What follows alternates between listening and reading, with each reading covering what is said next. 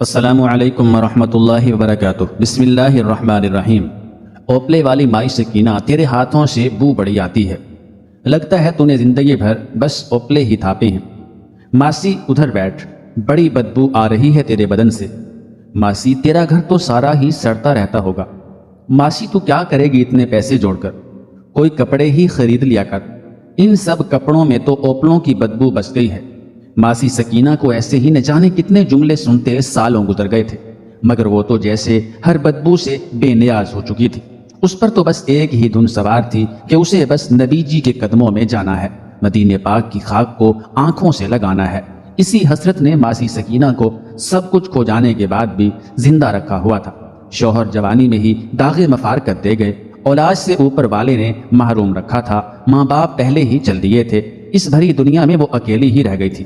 کئی دفعہ کوشش ہوئی کہ وہ دوبارہ گھر بسا لے، پر مائی سکینہ نے اپنے دل میں نبی جی کے قدموں میں جا بسنے کی لو لگا لی تھی۔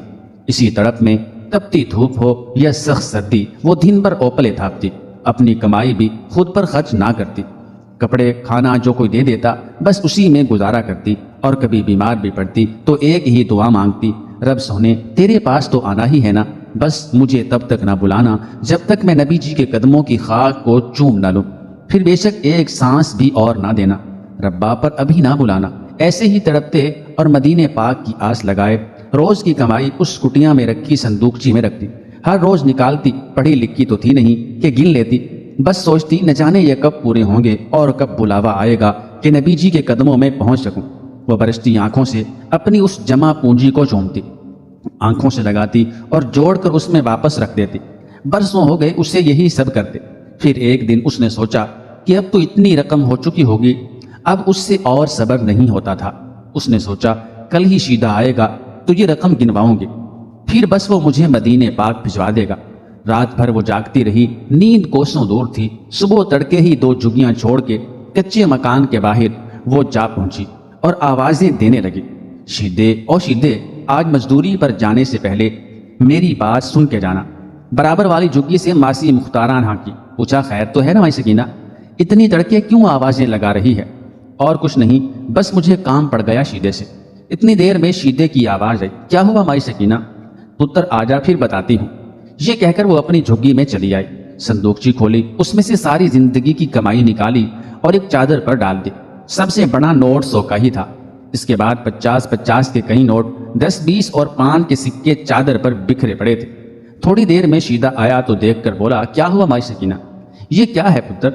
یہ تیری مائی سکینہ کی عمر بھر کی کمائی ہے، جب سے تیرا چاچا مرا ہے نا تب سے میں نے اوپلے تھاپنے کا کام کیا۔ برسوں بیت گئے پتر، کبھی 20 کا کام ملا، کبھی 10 کا، کبھی 50 کا۔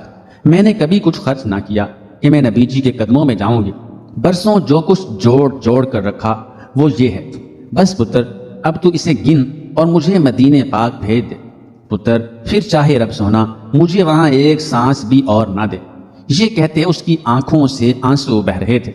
شیدہ زمین پر بیٹھ گیا اور رقم گننے لگا، 100 کے الگ رکھے، 50 والے الگ کر کے وہ گڈیاں بناتا جاتا اور الگ رکھتا جاتا۔ وہ بھی 4 جماعتیں ہی 5 تھا، بس گنتی بھی کام چلانے جیسی ہی آتی تھی۔ سارے پیسے جمع کرتے، حساب لگاتے، بڑی دیر گزر گئی۔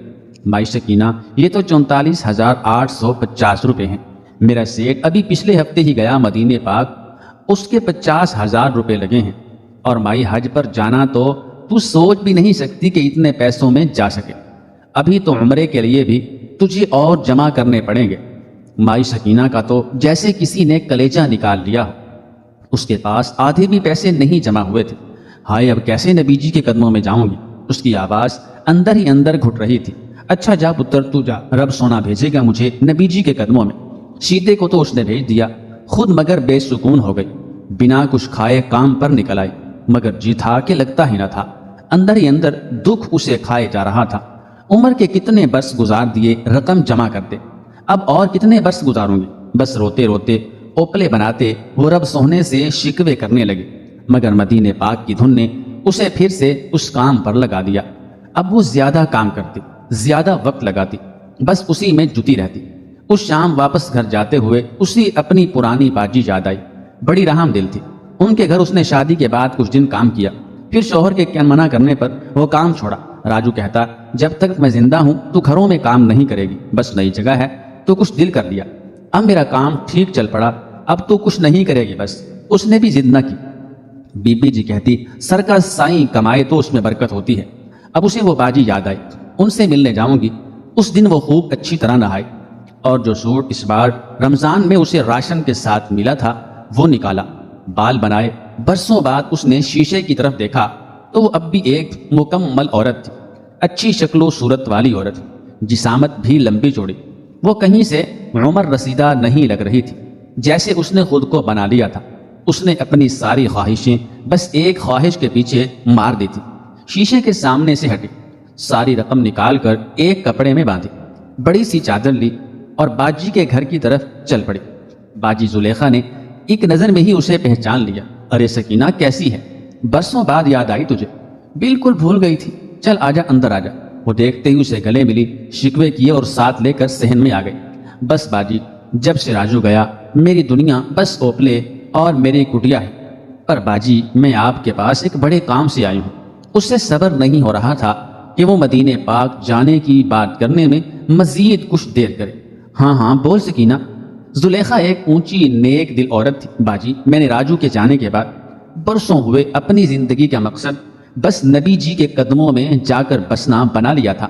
دن رات محنت کی، میری حق حلال کی کمائی باجی، کبھی بیماری میں بھی اس میں سے خرچ نہ کیا۔ پر باجی کل شیدے نے وہ ساری رقم گنی ہے، وہ تو کہتا ہے اتنے پیسوں میں مدینے پاک نہیں جا سکتے۔ وہ ایک ہی سانس میں ساری بات کہہ گئی اور آخری بات پر سسکی، باجی میری تو زندگی برباد ہو جائے گی جو مدینہ پاک دیکھے بنا مر گئے۔ باجی تم صابر صاحب سے بات کر کے مجھے کسی طرح مدینے پاک بھجوا دو، میں ساری رقم لائی ہوں۔ اس نے کپڑے میں بندی رقم نکالی اور میز پر رکھ دی۔ زلیخا کو اس کے اندر کی دھڑک نظر آ رہی تھی۔ اس نے صابر صاحب سے بات کرنے کا وعدہ کیا اور اسے کل آنے کو کہا۔ کل تک کا کیسے انتظار کروں؟ میں تو بس جی ہی مدینے پاک کے لیے رہی ہوں۔ رات کٹیا میں بیٹھی سکینہ کبھی اٹھتی کبھی لیٹتی، کبھی جھگی کا پردہ ہٹا کر دیکھتی کہ صبح ہونے میں کتنی دیر باقی ہے، پھر جائے نماز پر آ بیٹھتی۔ اسے لمبی چوڑی دعائیں تو آتی نہیں تھی، برسوں سے بس ایک ہی دعا تھی اس کی، تو سجدے میں روتی وہی دہرانے لگی، رب سونے نبی جی کے قدموں میں بسا دے، ایک بار خاک مدینہ چوم لو، پھر چاہے اگلی سانس بھی نہ دو۔ رب سونے روتے روتے کب اس کی سجدے میں ہی آنکھ لگی اسے پتہ ہی نہ لگا۔ مرغ بانگ دینے لگا، اذان دینے لگا تو آنکھ کھلی، دیکھا تو جائے نماز پر سجدے میں ہی سوئی ہوئی۔ اٹھی پھر سے وضو کیا، بی بی نے قرآن پڑھاتے سکھایا تھا وضو کرنا، انہوں نے ہی تو اس کے دل میں یہ نبی جی کے عشق کا بیج بویا تھا۔ بی بی جی اللہ نے ہمیں بڑے گھر کیوں نہیں دیے، کوٹیاں کیوں نہ دی، ہم کیوں جھگیوں میں رہتے ہیں؟ اس کے ایسے سوالوں کے جواب میں بی بی جی اسے سمجھاتی، ہمارے نبی جی اللہ سے کہتے تھے اللہ جی مجھے غریبوں کے ساتھ اٹھانا، مجھے قیامت کے دن ان کے ساتھ ہی رکھنا۔ نبی جی ساری رات روتے تھے، اس ماں کی طرح جس کا بچہ بگڑا ہوا ہو اور اسے پولیس پکڑنے آ جائے تو ماں کیسے تڑپتی ہے نا اسے چھڑوانے کو، اور جب تک وہ چھوٹ نہ جائے تب تک ماں کو قرار نہیں آتا۔ ہاں میں نے دیکھا تھا ماسی برکتے کے بیٹے کو جب پولیس جیب کاٹنے پر پکڑ کر لے گئی تھی، ماسی ساری رات دروازے کے باہر بیٹھ کر روئی تھی، جب تک وہ نہیں آیا نا بی بی جی ماسی برکتے نے کوئی شے نہیں کھائی تھی۔ ہاں سکینہ بس نبی جی بھی ایسے ہی روتے تھے ہمارے لیے، اللہ سونا ایک بار مدینے پاک دکھا دے، نبی جی کے قدموں میں لے جائے تو سمجھو کہ عمر بھر کی خوشی پالی میں نے۔ بی بی کا یہ کہتے کہتے آنسوؤں سے چہرہ بھر جاتا اور پھر دھیرے دھیرے یہ آگ بی بی جی سے اس کے اندر منتقل ہونے لگی تھی۔ اب وہ خود بی بی کی عمر کو پہنچ گئی تو یہ آگ بھی اپنی انتہا پر تھی۔ وہ اٹھی، نماز پڑھی، سورج نکلنے تک جو تسبیح اسے بی بی نے یاد کرائی تھی پڑھتی رہی۔ صابر صاحب چلے جائیں تو پھر جاؤں، اس نے مشکل سے وقت کاٹا۔ باجی جی مجھے خوشی کی خبر سنانا۔ وہ زلیخا کے سامنے بیٹھی تھی۔ زلیخا نے کہا دیکھو سکینہ، اللہ جب کسی کو صبر کا پھل دیتا ہے نا تو بس وہ سب ہی کچھ دے دیتا ہے، اگلا پچھلا سارا حساب چکا دیتا ہے۔ کیا مطلب ہے باجی؟ صابر صاحب نے میری بات مان لی؟ اس کا چہرہ کھل اٹھا۔ سکینہ بندے کی کیا سننے کی اوقات، اللہ سنتا ہے بس، اور یہ اس کی مرضی، وہ جیسے چاہے سنے۔ اچھا اب غور سے سن۔ زلیخا نے سکینہ کو قریب بٹھاتے ہوئے کہا ہمارا ڈرائیور تھا، وہ مدینے پاک چلا گیا تھا، وہ جس شیخ کے پاس کام کرتا تھا ابھی کچھ مہینے پہلے اس کی بیوی 3 بچے چھوڑ کر مر گئی۔ اب اسے ایک سمجھدار عورت کی ضرورت ہے جو اس کے بچے سنبھالے۔ وہ ڈرائیور چھٹی آیا ہوا تھا تو اس نے مجھ سے ذکر کیا، اور دیکھو تمہیں اللہ تعالیٰ نے میرے پاس بھیج دیا۔ اچھا باجی، تو وہ مجھے مدینہ پاک میں نوکری دلوائیں گے؟ وہ ایک دم خوش ہو کر بولی، نہیں سکینہ، نوکری نہیں، اسے نوکرانے کی نہیں، بیوی کی ضرورت ہے۔ اور دیکھو تم ابھی بھی ایک توانا عورت ہو، تمہیں بھی ایک گھر کی ضرورت ہے۔ اللہ تمہارے صبر کا تمہیں صلہ دے رہا ہے، اب انکار نہ کرنا۔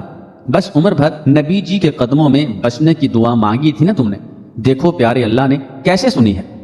سکینہ تو جیسے سکتے میں تھی، باجی میں تو شادی گھر سب کو بلا چکی ہوں، بس سکینہ اللہ کی مہربانی ہے، اب تم بس اوپلے والا کام چھوڑ دو اور ہاں کر دو۔ میں ان سے کہوں گی وہ کچھ ہی دن میں آ کر نکاح کر کے لے جائے گا، بس پھر رہنا اپنے نبی جی کے قدموں میں عمر بھر۔ سکینہ کو تو جیسے نہ اپنے کانوں پر یقین آ رہا تھا نہ ہی قسمت پر، اسے نہیں پتا وہ کیسے واپس جھگی تک آئی۔ باجی زلیخا کی مہربانی سے جلد ہی سارے معاملات طے ہو گئے تھے۔ مائی سکینہ کا نکاح ہو چکا تھا، وہ اب جھگی چھوڑ کر باجی زلیخا کے پاس ایک کرائے کے مکان میں رہتی تھی جو شیخ صاحب نے اسے ویزا بننے تک کے لیے لے کر دیا تھا۔ اب ایک ماہ بعد وہ مدینہ پاک جا رہی تھی، روتی جاتی، سامان رکھتی جاتی، نبی جی کے قدموں میں لے جا رہا رب سونا۔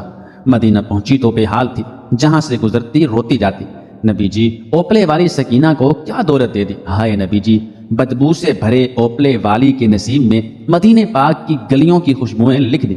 نبی جی اندر ہی اندر آگ لگی ہوئی تھی۔ مدینہ پہنچی، گھر میں داخل ہوئی، 2 کمروں کا فلیٹ، ہوا کے لیے سامنے کی کھڑکی کھولی تو سامنے نبی جی کا ہرا ہرا گنبد دیکھ کر دل جیسے شکر اور عشق کی اس آگ سے پھٹ جائے گا۔ نبی جی اوپلے والی مائی سکینہ کو اپنے گھر کے سامنے لا بسایا۔ ہائے نبی جی، کیسے منہ دکھاؤں، کیسے آؤں؟ سال بعد آئی تھی پاکستان، ہاتھوں میں سونے کی چوڑیاں، کھلی ہوئی رنگت، اب وہ خود ایک باجی لگ رہی تھی۔ جھگی بھی آئی، کسی سے پہچانی نہیں جا رہی تھی، سارا محلہ جمع تھا، وہ سب جو اس کی بدبو کی وجہ سے اس کے قریب نہیں جاتے تھے، اسے قریب نہیں بٹھاتے تھے، آج سارے اس کے سونے کے کنگن، اس کے کپڑوں کو دیکھنے ایک دوسرے پر گرے جا رہے تھے۔ اس کہانی سے ہمیں یہ سبق ملا کہ تڑپ اگر سچی ہو، طلب اگر سچی ہو تو اللہ تعالیٰ اسباب بنا دیتے ہیں۔ انسان کو بس اپنی استطاعت کے مطابق کوشش کرتے رہنا چاہیے۔ اللہ تعالیٰ ہم سب کو حج بیت اللہ کی سعادت اور روزہ رسول صلی اللہ علیہ وآلہ وسلم کی سعادت نصیب فرمائے۔ جو مدینہ چاہتا ہے وہ کمنٹ باکس میں آمین ضرور لکھے، آمین۔